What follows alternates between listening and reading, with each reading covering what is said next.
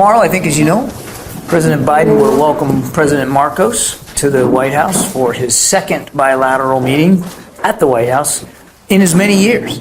And of course, host the first ever trilateral leaders summit between the United States, Japan, and the Philippines. First, President Biden will meet bilaterally with President Marcos. The two presidents will mark the unprecedented strength of the alliance between the United States and the Philippines and underscore the historic achievements in bilateral relations since they last met at the White House in May of 2023. They will discuss initiatives to enhance economic and energy security, to bolster maritime cooperation, to invest in critical infrastructure, and of course to deepen people-to-people ties. President Biden will reinforce the ironclad U.S. alliance commitments to the Philippines. The two leaders will also discuss their shared commitment to democratic values, including respect for human rights and for internationally recognized labor rights. Following the bilateral meeting, the president will host the historic Trilateral Leaders Summit.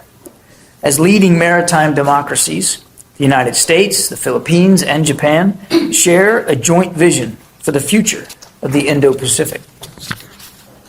And with this leader-level trilateral, we're going to be taking our cooperation to new heights, adding to our fit-for-purpose network of alliances and partnerships across the Indo-Pacific. Our national security advisors met in Tokyo last June to initiate this trilateral cooperation, and officials from across our three governments have met on topics as varied as economic security and maritime cooperation. For example, Secretary Raimondo will host her economic minister counterparts Thursday morning for a discussion on enhancing trilateral trade and investment. Our foreign ministers and vice foreign ministers have also met. The deliverables and the substance of all these engagements and this inaugural Leaders Summit builds on the momentum set forth. On Thursday, the leaders will announce new initiatives to accelerate and surge high-quality infrastructure investment in the Philippines, to enhance energy security, to deepen maritime cooperation, and to strengthen partnerships on technology and on cybersecurity. Our three countries embark on this new era of trilateral cooperation as trusted, equal partners, guided by shared values and an unwavering commitment to a free, open, peaceful, and prosperous Indo-Pacific. With President Marcos' visit, the Trilateral Summit, and of course the visit today of Prime Minister Kishida, this week will clearly illustrate President Biden's continued commitment to strengthening our key alliances and partnerships in the Indo-Pacific, innovating around shared challenges, and exploring new areas of cooperation. So we're very excited about this, about the visit today, but also very much about tomorrow's visit bilaterally and, of course, trilaterally. And with that, we can take some questions. Yes, ma'am. Thanks, sir. Good morning. I'm Francisco from TV5. I understand President Joe Biden had a phone call with President Xi Jinping, Chinese President Xi Jinping, a few days ago, discussing among some of the issues, including the South China Sea. How do you think it will shape the discussion tomorrow during the trilateral meeting, and what kind of support or solidarity are we expecting from the U.S. and Japan in terms of the increasing tension faced by the Philippines over the West Philippine Sea issue? Again, I want to stress what I said in my opening statements, my comments. The purpose of the bilateral meeting and, of course, the trilateral meeting is to discuss a wide range of areas where we are deepening our partnerships, deepening our cooperation, again, across a wide range of issues, not just in the security framework. That said, of course, we've been watching with concern PRC activities in the South China Sea. And as you think you know, just a few days ago, we conducted some combined maritime patrols with it was included the United States, Australia, Japan, and the Philippines. And I would expect that the two leaders, when they have a chance to talk tomorrow, will clearly talk about the rising tensions in the South China Sea and talk, and I think it'll come up in the trilateral meeting as well, but really towards an eye towards what we can all do to better together to improve our maritime cooperation. And again, I'm sure that the leaders will have more to say at the end of it. Sir Katrina Domingo from ABS-CBN News. Do we have a ballpark figure as to how much this new initiatives are worth with regard to at least the United States? You're probably talking about the additional investment opportunities that we're Yes, talking that will be announced tomorrow. Yeah, I'm not going to get ahead of the leaders when they'll have a chance to talk about that in more detail. But the president's very excited about the opportunities here for some joint investment and infrastructure opportunities in the Philippines for the first time, really, in the Indo-Pacific on this sort of scale. But I think I'd let the leaders talk about the details of that. More question from my end. The White House yesterday mentioned that the U.S. wants to institutionalize the trilateral meeting or deal that will be forged yesterday. What do you mean by that? Does this mean that the U.S. actually wants it to become legally binding? I think what we're talking about is we want to look for opportunities to sustain trilateral cooperation. So this will be the first time we've done it tomorrow, which again is historic. But in terms of the president's view, I mean, who has put a premium on alliances and partnerships, you can't do these in a one-off kind of way. You gotta keep the progress going. You gotta keep the conversation going. You gotta look for opportunities to deepen that trilateral cooperation. So when we talk about institutionalizing, what we're talking about is finding ways to make trilateral cooperation between the United States, Japan, and the Philippines sustainable over the long haul. And just as critically, as I said earlier, a venue, a vehicle to talk about our cooperation on a range of fronts, not just from a security perspective, but economic, political, diplomatic, people to people. There's an awful lot of opportunity here between our three countries, and the president wants to explore how we can deepen that. But again, just as critically, keep it going long term. Yeah. Sir, Alexis Romero of the Philippine Star. The U.S. has repeatedly expressed concern over China's activities in the South China Sea. With the upcoming trilateral, summit, which is historic, can we expect something more than just strongly worded statements or joint patrols with regard to the U.S. involvement in the South China Sea? Well, now, what do you want? What do you want to see? So what can we expect after the trilateral summit? Will there be more than just strongly worded statements or something more concrete? Well, with the caveat that I'm not going to get ahead of the leaders, that they'll have more to say at the end of the trilateral summit. I'm sure we'll have conclusions that we can provide to y'all in terms of what was discussed and to what degree things were agreed to. But you've already seen combined maritime activity and patrols. We've said we want to look for opportunities to continue that sort of practice going forward. And we definitely want to look for opportunities to, as I said earlier, to make our trilateral cooperation more sustainable in the future across a range of issues. It's easy to look at all this, and I understand the desire to do it with an eye towards China. And I'm not suggesting that the tensions in the South China Sea aren't important and that we aren't concerned. I know President Biden is concerned about what we're seeing from the PRC, and particularly in the South China Sea, and these claims that they're trying to pursue. But what we're really after in tomorrow's meeting, both bilaterally and trilaterally, is deepening our partnerships for the good of the partnerships, for the good of the American people, the Japanese people, and certainly the Philippine people. It is not just, and you shouldn't take away from it, that these discussions are just all about China or all about how to counter their growing aggressiveness. Yes, that's a piece of it.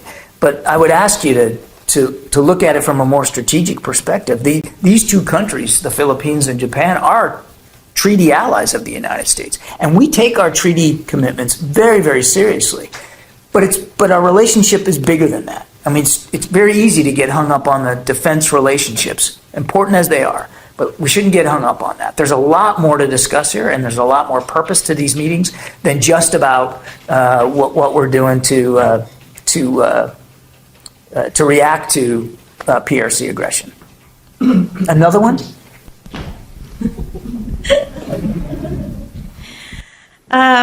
Sir, good morning. Maurice O'Malley of GMA7.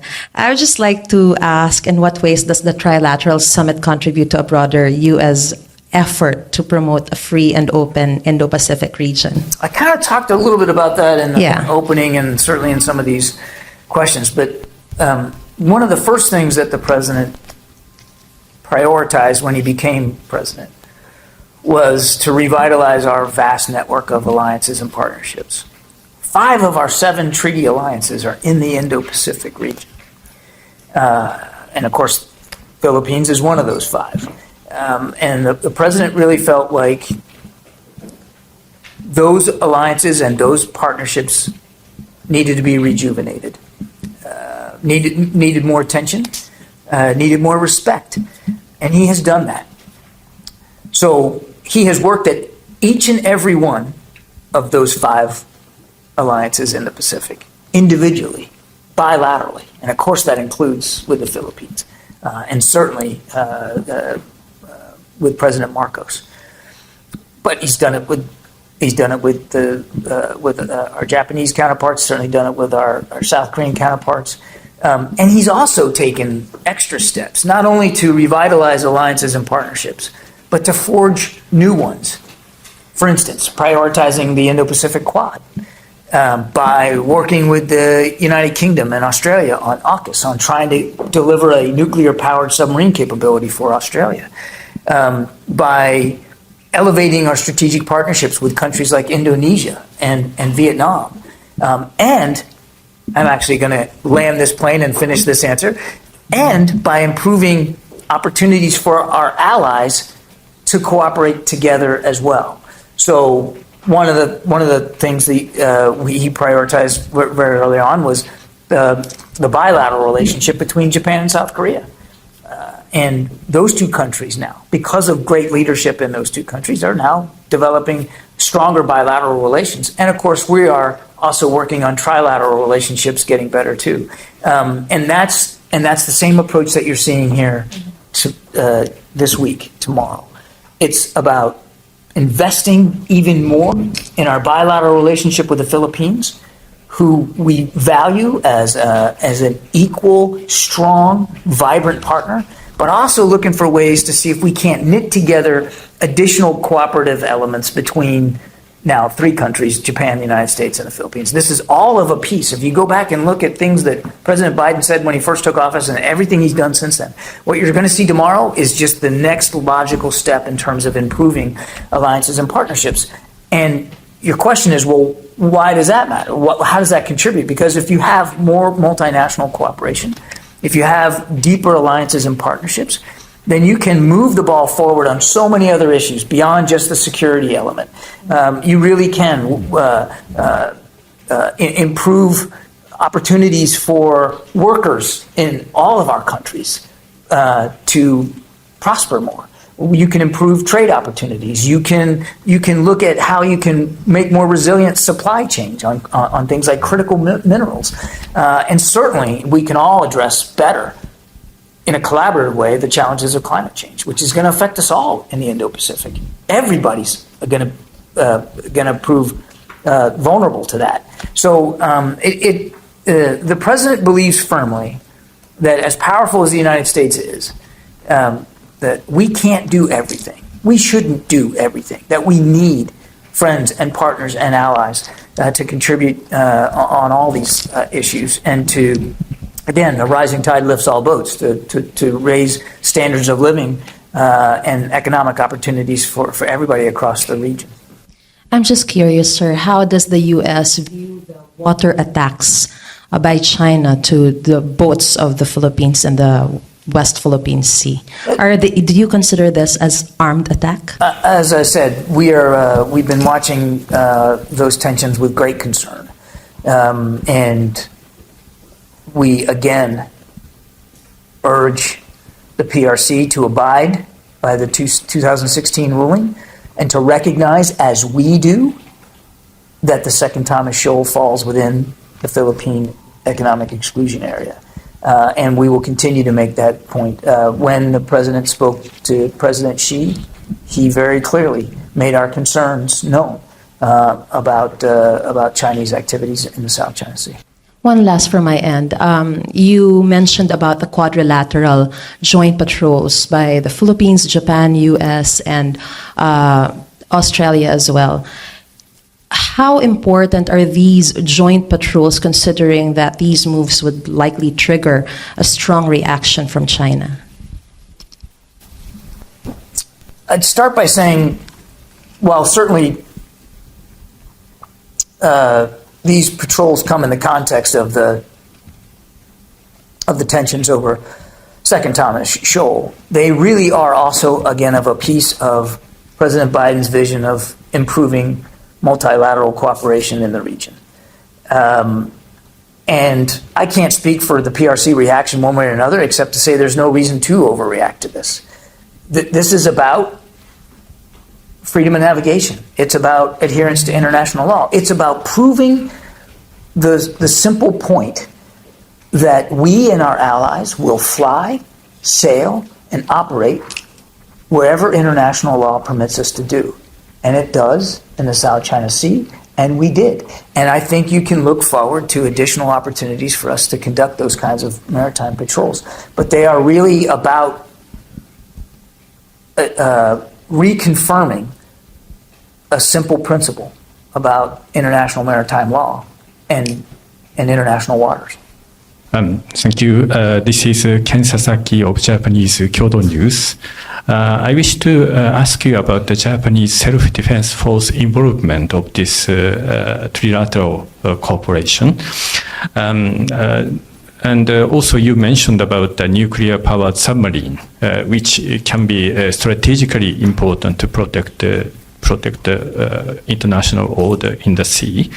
Do you request Philippine side to accommodate nuclear-powered submarines or nuclear-powered aircraft carriers to enhance security in the region? You mean like for port visits? Yes. And also, how Japanese self-defense force can be involved into the maritime cooperation. For example, you are having a bilateral exercise annually. I meant Kamantag or Barikatan or Sama-sama. Barikatan's coming up too. Yeah. Are you going to welcome Japanese self-defense force as a permanent member for these exercises?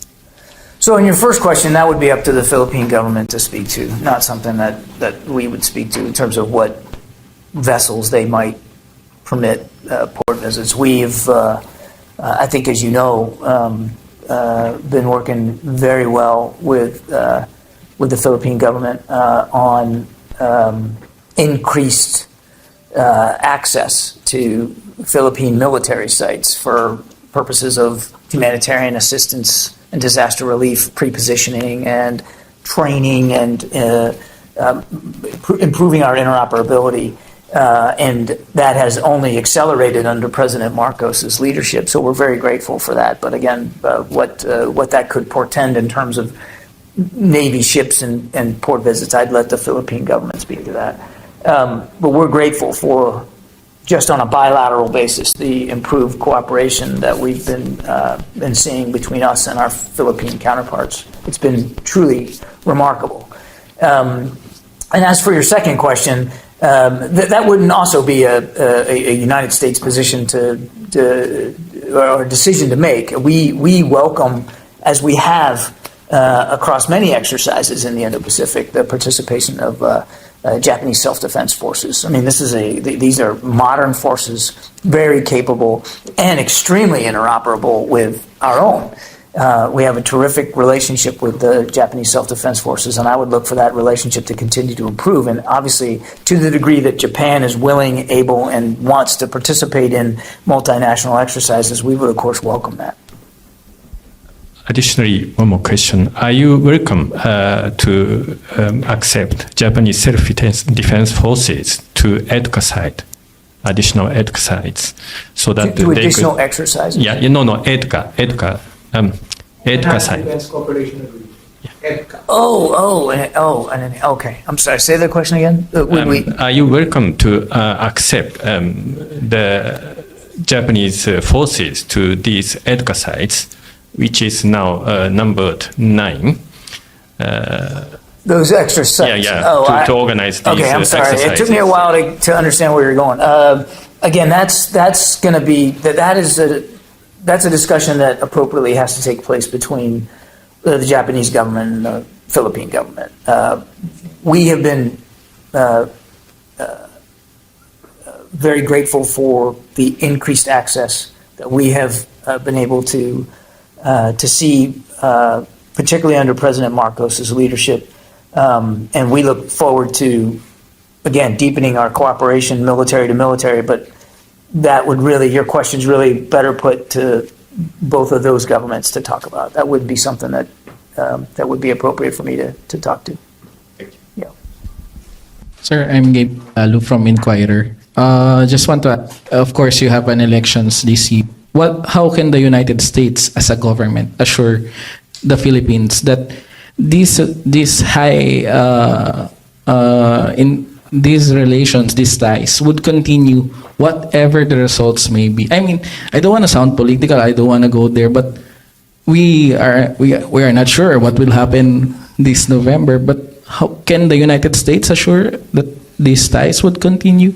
What I can assure you and the Philippine people, and of course President Marcos and his team, is that as long as President Biden is commander-in-chief, as long as he's the President of the United States, we will continue to work hard at this relationship and do everything we can to improve it because it's so important. All by itself, it's so important. And then when you throw it in, when you're able to look at things like trilateral or quadrilateral cooperation, it becomes all the more relevant, particularly about, when we look at what's going on in the South China Sea. Because I work at the National Security Council, I am not allowed to talk about, nor will I talk about the election. All I can tell you, and again, as convincingly as I can, is that for as long as President Biden is President of the United States, the Philippine people can count on him and this team's full support for improving our bilateral relationship and for meeting our commitments, our treaty commitments to the Philippines.